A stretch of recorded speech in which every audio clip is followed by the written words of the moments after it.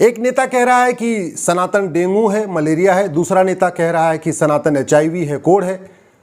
अभी एक तीसरा नेता कह रहा है कि सनातन तो पोटेशियम साइनाइड है। अरे मूर्खों, जब जहां जहां सनातन था वहां शांति थी, समृद्धि थी, खुशहाली थी। जैसे जैसे सनातन व्यवस्था खत्म हुई है वहां बदहाली बढ़ी है, बम धमाके शुरू हो गए। गंधार शांत था, समृद्ध था, खुशहाल था। सनातन खत्म हो गया, बदहाल हो गया, अशांति है, रोज बम विस्फोट हो रहे। कुंभा शांत था, समृद्ध था, खुशहाल था। सनातन खत्म हो गया, अब वो काबुल बन गया है, अशांत है, बदहाली है, रोज वहां दंगे हो रहे। पर्शिया शांत था, समृद्ध था, खुशहाल था जब तक वहां सनातन था। जैसे ही सनातन खत्म हुआ ईरान बन गया, ईरान बनने के बाद रोज बम धमाके हो रहे। कैके शांत था, समृद्ध था, खुशहाल था जब तक वहां सनातन था। अभी उसको पेशावर बन गया है, रोज बम धमाके हो रहे हैं। अंतर केवल इतना हुआ, जब वो कैके था तब वहां सनातन था, सनातन खत्म हुआ, पेशावर बन गया। स्थिति आपके सामने है। बाल्हिक शांत था, समृद्ध था, खुशहाल था जब तक वहां सनातन था। जैसे ही वो बल्ख बना, सनातन खत्म हुआ, रोज अशांति हो गई, रोज बम धमाके हो रहे। कंबोज में जब तक सनातन था, शांत था, समृद्ध था, खुशहाल था। जब सनातन खत्म हुआ, बदख्शा बन गया, तब से बदहाली है, बहन बेटियों की हालत बहुत बुरी हो गई है, फटेहाली है, रोज बम धमाके हैं, आतंकवाद का गढ़ बन चुका है। सुवास्तु जब तक वहां सनातन था, शांत था, समृद्ध था, खुशहाल था। जैसे सनातन खत्म हुआ है, स्वात घाटी बन गया, रोज बम धमाके हो रहे। तक्षशिला शांत था, समृद्ध था, खुशहाल था, क्योंकि वहां सनातन था। सनातन खत्म हो गया, रावलपिंडी बन गया है, रोज बम धमाके हो रहे। आज तुर्की अशांत है क्योंकि सनातन खत्म हुआ। सनातन खत्म होने के कारण यमन अशांत है। सनातन खत्म होने के कारण कांगो अशांत है। सनातन खत्म होने के कारण ईरान अशांत है। सनातन खत्म हो गया इसलिए इराक अशांत है। सनातन खत्म हुआ इसलिए सूडान अशांत है। सनातन खत्म हो गया इसलिए इजिप्ट अशांत है। सनातन खत्म हो गया इसलिए सीरिया अशांत है। सनातन खत्म हो गया इसलिए बांग्लादेश अशांत है। सनातन खत्म हो गया इसलिए फिलीपींस अशांत है। सनातन खत्म हो गया इसलिए सोमालिया अशांत है। सनातन खत्म हो गया इसलिए पाकिस्तान अशांत है। सनातन खत्म हो गया इसलिए नाइजीरिया अशांत है। सनातन खत्म हो गया इसलिए तजाकिस्तान अशांत है। सनातन खत्म हो गया इसलिए अफगानिस्तान अशांत है। सनातन खत्म होने के बाद कितने आतंकवादी संगठन बन गए तुम्हें पता ही नहीं है। सनातन खत्म हो गया इसलिए अब्दुल्ला आजम ब्रिगेड बन गई, अबू सयाफ बन गया, अदन इस्लामिक आर्मी बन गई, अल हरमैन फाउंडेशन बन गया, अल इतिहाद अल इस्लामिया बन गया। ये मेरे आतंकवादी संगठनों का नाम बता रहा हूँ। विश्वास नहीं तो एक बार गूगल कर लेना, डेजिग्नेटेड टेररिस्ट ग्रुप। उसमें 60 बड़े आतंकवादी संगठनों का नाम आएगा, उनका नाम मैं बता रहा हूं। और ये आतंकवादी संगठन इसलिए खत्म हो गए क्योंकि वहां सनातन खत्म हो गया। अल नुसरा फ्रंट, अल कैदा, Ansar al Sharia, Ansar al Islam, Ansar Dine, armed Islamic group, league of partition, Boko Haram, Egyptian Islamic jihad, Haqqani network, हरकत उल जिहाद, हरकत उल मुजाहिदीन, हरकत शाम इस्लाम, जमीयत उल इंसार, जमीयत तहरीर इस्लाम, जिहाद union, Islamic movement of Uzbekistan. ये सारे आतंकवादी संगठन हैं और इसको भारत ने बैन नहीं किया है, पूरी दुनिया ने बैन किया है। एक बार फिर से गूगल कर लेना, डेजिग्नेटेड टेररिस्ट ग्रुप। ये वो आतंकवादी संगठन है जो सनातन के खत्म होने के कारण पैदा हुए हैं। सनातन खत्म हुआ इसलिए आतंकवादी संगठन पैदा होते हैं, तुम्हें पता ही नहीं है।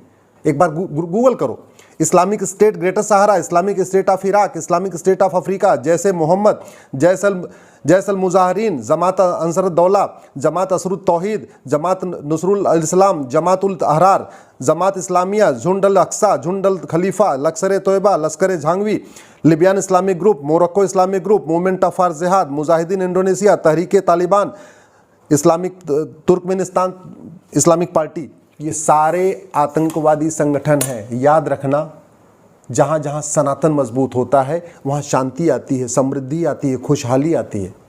और जहाँ जहाँ सनातन खत्म होता है वहाँ बदहाली आती है। बहन बेटियाँ कैद हो जाती हैं, बहन बेटियों का निकलना मुश्किल हो जाता है। अगर वो सर पर से अपना पल्लू हटा देती तो उनको गोली मार दी जाती है। अगर बहन बेटियाँ स्कूल नहीं जा सकती, कॉलेज नहीं जा सकती है, बहन बेटियों के साथ हलाला होता है। सनातन खत्म होने का दुष्परिणाम तुम्हें पता नहीं है। सनातन खत्म होता है तो बहुविवाह शुरू होता है। सनातन खत्म होता है तो जिहाद शुरू होता है। सनातन खत्म होता है हलाला शुरू होता है। सनातन खत्म होता है मुताह शुरू होता है। सनातन खत्म होता है मिस्यार शुरू होता है। सनातन खत्म होता है तहर्रुस शुरू होता है। सनातन खत्म होता है वसुधैव कुटुंबकम की भावना खत्म हो जाती है। सनातन खत्म होता है तो वहाँ पे नारी तू नारायणी की भावना खत्म हो जाती है। यत्र नारंती पूज्यते रमनते तत्र देवता। इसलिए तुम अगर सोच रहे हो कि सनातन पोटेशियम साइनाइड है, सनातन HIV है, सनातन डेंगू मलेरिया है, तो तुम्हारी बुद्धि भ्रष्ट हो गई है। तुम्हें डॉक्टर की इलाज की ज़रूरत है। तुम मनोवैज्ञानिक रूप से बीमार हो चुके हो। तुम्हें पता ही नहीं है कि पूरी दुनिया में जो सर्वश्रेष्ठ सोच है, वसुधैव कुटुंबकम, सर्वधर्म समभाव, सबका साथ सबका विकास, नारी तो नारायणी यत नारंती पूज्यते रमन्ते तत्र देवता, ये सब वेद पुराण में लिखा है। महिला पुरुष समान नहीं होते, महिला बल्कि पूजनीय है, ये बात केवल सनातन में है। बाकी किताबों में महिला को उपभोग की वस्तु माना गया है। बाकी किताबों में महिला को केवल एक कहते नहीं आनंद की वस्तु माना गया है। कि बाकी किताबों में महिला को केवल बच्चा पैदा करने की मशीन माना गया है। केवल सनातन है जहाँ सिखाता है नहीं, बहन बेटियों की पूजा करनी चाहिए। सनातन ही जो कहता है यत नारंती पूज्यते, जहाँ महिलाओं का सम्मान होता है वहाँ देवता निवास करते हैं। बाकी दुनिया के किसी भी रिलीजन में महिलाओं की पूजा नहीं होती। सनातन धर्म में हर नवरात्र में साल में 2 बार नवरात्र आता है, वहाँ कन्या पूजन होता है। बाकी दुनिया के किसी भी और रिलीजन में सनातन को लिए गृहिणी जैसा शब्द उपयोग नहीं किया जाता है। सनातन में महिला के लिए गृहिणी उपयोग करते हैं। गृहिणी का मतलब जिसका घर पूरा रेडी हो उसको कहते हैं गृहिणी। ये सनातन की खूबसूरती है। तो बेटर ये होगा तुम अपनी बुद्धि ठीक करो, सनातन को पढ़ो, वेद पुराण को पढ़ो, भगवत गीता पढ़ो, रामायण पढ़ो, कम से कम किसी अच्छे गुरु के साथ बैठ के पढ़ो। अगर वामपंथी के साथ वामपंथियों के बीच में बैठोगे तुम्हारी बुद्धि भ्रष्ट रहेगी, तुम कभी सुधर नहीं पाओगे। सनातन धर्म खत्म हुआ इसलिए छुआछूत शुरू हुआ। सनातन धर्म खत्म हुआ इसलिए गैर बराबरी शुरू हुई। सनातन छुआछूत नहीं बताता सिखाता, सनातन छुआछूत का विरोधी है। सनातन समता सिखाता है, सनातन समरसता सिखाता है, सनातन इक्वलिटी जस्टिस लिबर्टी सिखाता है। वास्तव में हमारा जो संविधान है वो सनातन पे ही आधारित है, क्योंकि दुनिया के किसी भी और देश में किसी भी और किताब में इक्वलिटी नहीं है, जस्टिस नहीं है, लिबर्टी नहीं है, फ्रेटर्निटी नहीं है, बोलने की आज़ादी नहीं है, सोचने की स्वतंत्रता नहीं है। ये सब कुछ सनातन में है, जहां आप खुल के कुछ भी बोल सकते हैं, खुल के कुछ भी सोच सकते हैं, आप वाद विवाद कर सकते हैं, आप तर्क कर सकते हैं, आप शास्त्रार्थ कर सकते हैं। दुनिया के कोई और भी रिलीजन शास्त्रार्थ की इजाज़त नहीं देता, खुल के बोलने की इजाज़त नहीं देता, निंदा करने की इजाज़त नहीं देता। अगर तुम्हारे अंदर इतनी हिम्मत है तो एक बार सनातन के अलावा किसी और रिलीजन की किताब पे कुछ बोल के कहो। तुम्हारे अंदर इतनी हिम्मत है तो एक बार जो विदेशी मजहब हैं यहाँ पे भारत में हैं विदेशी मजहब, उन विदेशी जो मजहब हैं, विदेशी रिलीजन है, उनके बारे में एक बार तुम उनको कोढ़ कह के देख लो, एक बार उनको मलेरिया कह के देख लो, एक बार उनको डेंगू HIV कह के देख लो, एक बार उनको पोटेशियम साइनाइड कह के देख लो। तुम्हें Z+ सिक्योरिटी देनी पड़ेगी। अगर Z+ सिक्योरिटी नहीं मिलेगी तुम जिंदा नहीं बचोगे। ये सनातन की खूबसूरती है कि तुम कुछ भी कहते हो फिर भी आराम से घूम रहे हो, तुम नेता बने हुए हो। ये सनातन की खूबसूरती है कि तुम आज सनातन को गाली देने के बाद भी तुम जिंदा हो। ये सनातन की खूबसूरती है कि सनातन को गाली देने के बाद भी तुम आराम से संसद में बैठे हो, विधानसभा में बैठे हो, आज भी तुम माननीय बने हो। लेकिन मैं ये चाहता हूँ इसके लिए सरकार तत्काल कानून बनाए। सठे साठ्यम समाचरित, ये जितने गंदे लोग सनातन की बुराई कर रहे हैं केवल इसलिए कर रहे हैं कि हमारा कानून घटिया है। उनको पता है कि सनातन के बारे में कुछ भी बोलो दंड नहीं मिलेगा।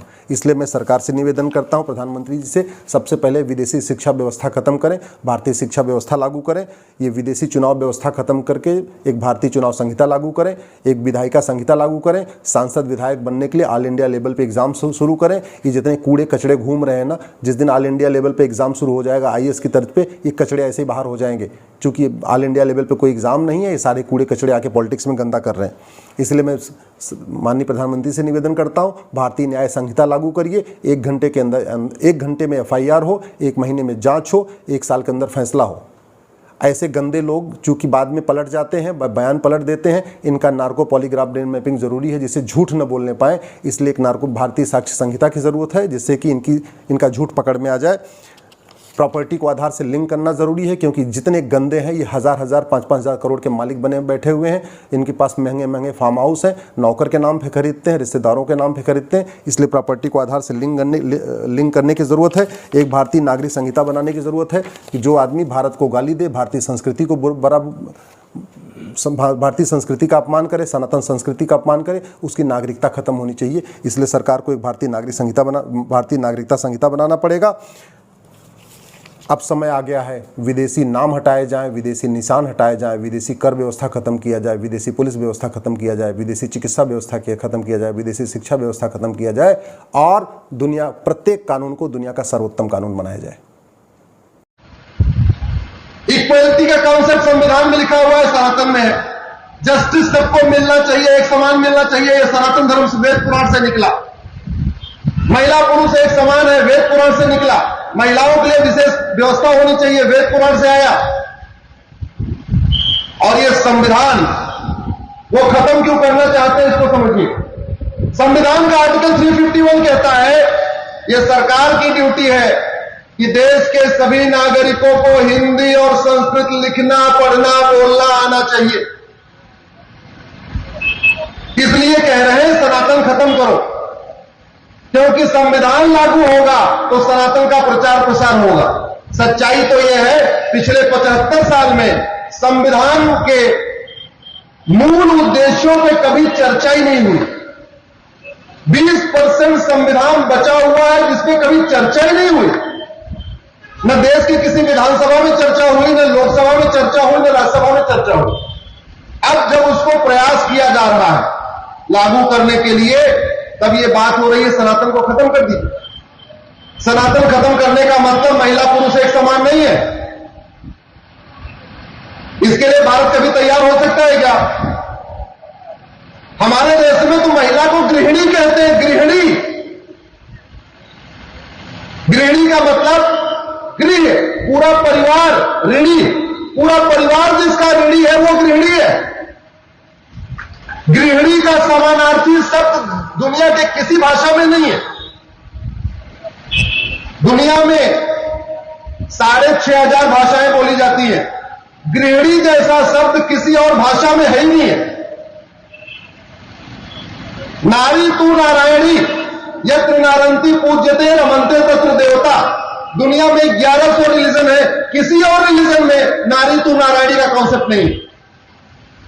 दुनिया के किसी रिलीजन में लड़कियों की पूजा नहीं होती, केवल सनातन धर्म में पूजा होती है। हर साल 2 बार हम लोग नवरात्रा मनाते हैं, कन्या पूजन करते हैं।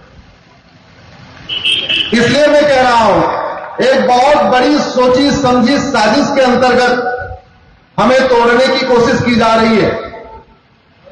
बहुत बड़ी मात्रा में हमारे ऊपर भेदभाव का आरोप लगाया जाता है। और भेदभाव का आरोप भी जरा देखिए, हमारे यहां मंदिर सबका कॉमन होता है। उसी मंदिर में जैन भी जाए, बौद्ध भी जाए, सिख भी जाए, ब्राह्मण भी जाए, क्षत्रिय भी जाए, यादव जी जाए, सैनी जी जाए, पटेल जी जाए, कोई भी जाए, कोई रोक टोक है क्या किसी मंदिर में? कह रहे हैं फिर भी नहीं है, छुआछूत है। यहां शिया की मस्जिद अलग होती है, सुन्नी की मस्जिद अलग होती है। शिया की मस्जिद में सुन्नी नहीं जा सकते, सुन्नी की मस्जिद में शिया नहीं जा सकते। कह रहे वहां बहुत बढ़िया है। और यहां मंदिर में सब जा सकते हैं, कह रहे भेदभाव है। हमारा स्मशान कॉमन होता है, उसी स्मशान पे ब्राह्मण जलाए जाते हैं, क्षत्रिय जलाए जाते हैं, वैश्य जलाए जाते हैं, दलित जलाए जाते हैं, सब जलाए जाते हैं। स्मशान अलग अलग है क्या? जोर से बोलिए जरा। जातियों के आधार पर स्मशान अलग अलग है क्या? कब्रिस्तान अलग अलग होता है। शिया का अलग कब्रिस्तान, सुन्नी का अलग कब्रिस्तान। फिर भी कह रहे हैं वहां सब ठीक है, यहां भेदभाव है। क्रिश्चियनिटी में दोनों धड़ों के चर्च अलग अलग होते हैं, और जो दोनों धड़े हैं वो एक दूसरे के चर्च में कभी नहीं जाते। कह रहे क्रिश्चियनिटी बहुत बढ़िया है। क्रिश्चियनिटी में दोनों धड़ों के कब्रिस्तान अलग अलग होते हैं, कह रहे नहीं वहां भी बहुत बढ़िया है। अरे यहां स्मशान कामन, मंदिर कामन, विवाह की पद्धति कामन, ब्राह्मण हो तो भी 7 फेरे, क्षत्रिय हो तो भी 7 फेरे, दलित हो तो भी 7 फेरे, सैनी हो तो भी 7 फेरे, यादव हो तो भी 7 फेरे, पटेल हो तो भी 7 फेरे। कोई भेदभाव है क्या? और हमको कह रहे छुआछूत है। ऐसे ओट जीवी नोट जीवी नेताओं का इलाज करना पड़ेगा। काम केवल इतना करना है, जो लोग समझ गए हैं अब उनको समझाना नहीं है। अब उनको समझाना है जो लोग थोड़े मुफ्त के लालच में आ जाते हैं, या जाति के आधार पर वोट देते हैं, या किसी और तरीके से वोट दे रहे हैं, उनको समझाने की जरूरत है। और मैं तो कह रहा हूं 2024 आ रहा है, क्षेत्रीय पार्टियों को वोट मत दीजिए। हमारे देश में दो राष्ट्रीय पार्टियां हैं, एक कांग्रेस और एक बीजेपी। अपना वोट क्षेत्रीय पार्टियों को देके बर्बाद मत करिए। वैसे मैं आम आदमी पार्टी का संस्थापक था, क्या पता यहां भी आम आदमी पार्टी वाले आए हो, लेकिन मैं फिर भी कह रहा हूं अपना वोट खराब मत करिए। वोट करिए केवल दो को, या तो कांग्रेस को या तो बीजेपी को, लेकिन टर्म्स कंडीशन के आधार पे। पहले अपनी कंडीशन रखिए। जो गुलामी का नाम मिटाए उसको वोट करिए, जो गुलामी का निशान मिटाए उसको वोट करिए, जो भारतीय भाषा का प्रचार प्रसार करे उसको वोट करिए, जो मैकाले की शिक्षा व्यवस्था को खत्म करने का वादा करे उसको वोट करिए, जो अंग्रेजों का कानून खत्म करने का वादा करे उसको वोट करिए, जो गुलामी की न्याय व्यवस्था बदलने का वादा करे उसको वोट करिए, जो गुलामी की पुलिस व्यवस्था को खत्म करने का वादा करे उसको वोट करिए, जो हमारे मठ मंदिरों को सरकारी चंगुल से छोड़ने का वादा करे उसको वोट करिए, जो विदेशी टैक्स सिस्टम को खत्म करके भारतीय टैक्स व्यवस्था लागू करने का वादा करे उसको वोट करिए, जो एक देश एक नाम लागू करे उसको वोट करिए, जो एक देश एक चुनाव लागू करे उसको वोट करिए, जो एक देश एक विधान लागू करे उसको वोट करिए, जो एक देश हम दो हमारे दो का वादा करे उसको वोट करिए, जो अश्लीलता के खिलाफ कठोर कानून बनाने का वादा करे उसको वोट करिए, जो नशे के खिलाफ कठोर कानून का वादा करे उसको वोट करिए, जो अश्लीलता के खिलाफ कठोर कानून बनाने का वादा करे उसको वोट करिए, जो भारतीय संस्कार का प्रचार प्रसार करने का वादा करे उसका वोट करिए, जो घुसपैठियों को निकालने का वादा करे उसको वोट करिए, जो धर्मांतरण के खिलाफ कठोर कानून बनाने का वादा करे उसको वोट करिए। इस बार वोट आंख बंद करके मत करिए, इस बार वोट दिल से मत करिए, इस बार वोट दिमाग से करिए, सोच समझ के करिए, लेकिन 1984 का रिकॉर्ड तोड़िए। हमारे आपके चाचा ने, पिता ने, दादाजी ने 1984 में 404 सीट दिया था। कितनी सीट दिया था? 404। 2024 में उस रिकॉर्ड को तोड़िए। तोड़ सकते हैं क्या? जोर से बोलिए, तोड़ सकते हैं क्या? 1984 का रिकॉर्ड तोड़िए। अब की बार 400 पार, अब की बार चाहे मोदी जी को चाहे राहुल गांधी जी को, लेकिन अब की बार टर्म्स कंडीशन के आधार पे करिए, नहीं तो याद रखिए 25 साल के बाद आज के पसंदीदा नेता 25 साल के बाद आपके बच्चों को बचाने नहीं आएंगे। आज आप जिसकी जय जयकार करते हैं, आप जिसकी पूरी हाहाकार करते हैं, 25 साल के बाद ये आपके बच्चों को बचाने नहीं आएंगे। मैं 25 साल को सोच समझ के कह रहा हूं। लेकिन आज का अच्छा कानून 25 साल नहीं, अगले 250 साल तक आपके बच्चों की रक्षा करेगा, आपके खानदान की रक्षा करेगा, आपके आने वाली पीढ़ियों की रक्षा करेगा। इसलिए बातों पे मत जाइए, जाति पे मत जाइए, अड़ोसी पड़ोसी पे मत जाइए। इस बार धर्म के लिए वोट करिए। जो धर्म की जय करे उसके वोट करिए, जो अधर्म का नाश करे उसके लिए वोट करिए, जो प्राणियों में सद्भावना स्थापित करे उसके लिए वोट करिए, जो भारत को विश्व गुरु बनाए उसको वोट करिए।